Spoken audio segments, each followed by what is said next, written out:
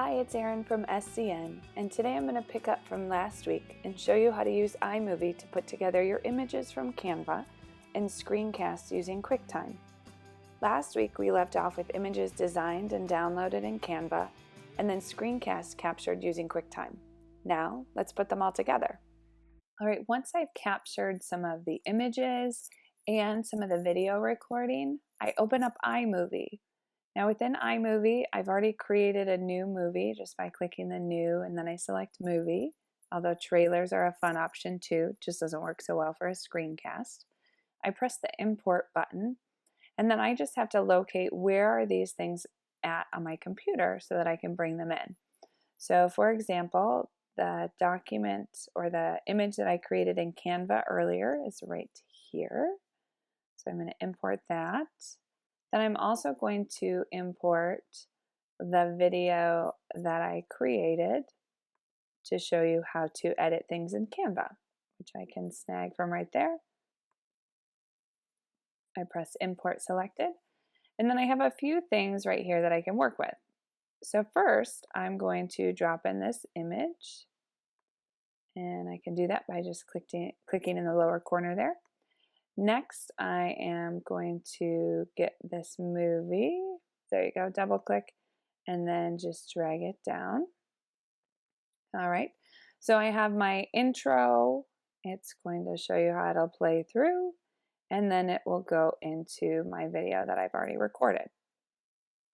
Now, one thing that I like to do is add just a little bit of music, nothing huge, but just a little bit to kind of set the tone, make it a little more exciting.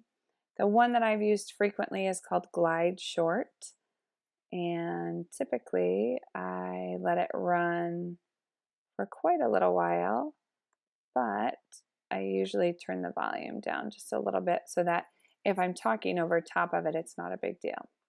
So I have a little jingle to start with. Then there's another great function to be able to add audio. So I'll show you how to do that. I go up to my window, I click on record voiceover, and I simply move this to wherever I want to start my voiceover. I can click on start recording.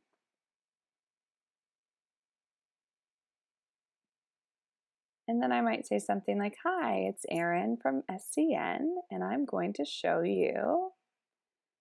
I can stop it right there. I can move it around if I want to move it sooner or later. I have that option too. Now let me share a few of my favorite tricks with you. The first one is that it's really easy to add voiceovers to still images like I'm doing now.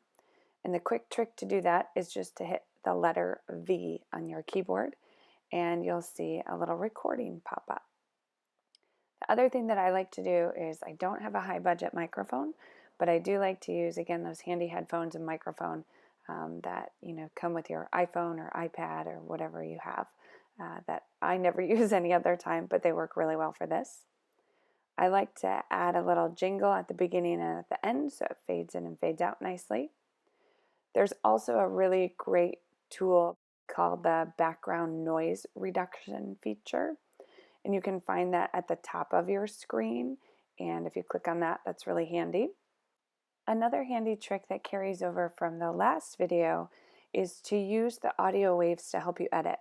So if you notice in this image, you can use the audio waves to see where there are peaks and then kind of valleys. And in the last video, I suggested that if you screwed up, you just take an extended pause rather than restarting. So using those to help you identify those and then deleting those portions can be really helpful. Then one of the last tips I have for you is to make sure that your screen is not cropped.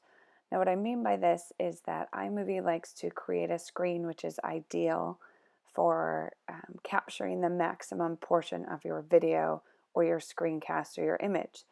However, when they crop it, sometimes you can miss key pieces. In fact, as I was putting this video together, I kept thinking that screenshots were incorrect because I couldn't see the top portion that I really wanted to direct you to. So to find this, again, you'll look at the menu above the preview of your video. There's a little crop icon, and I usually choose the fit instead of the crop to fill or the Ken Burns effect.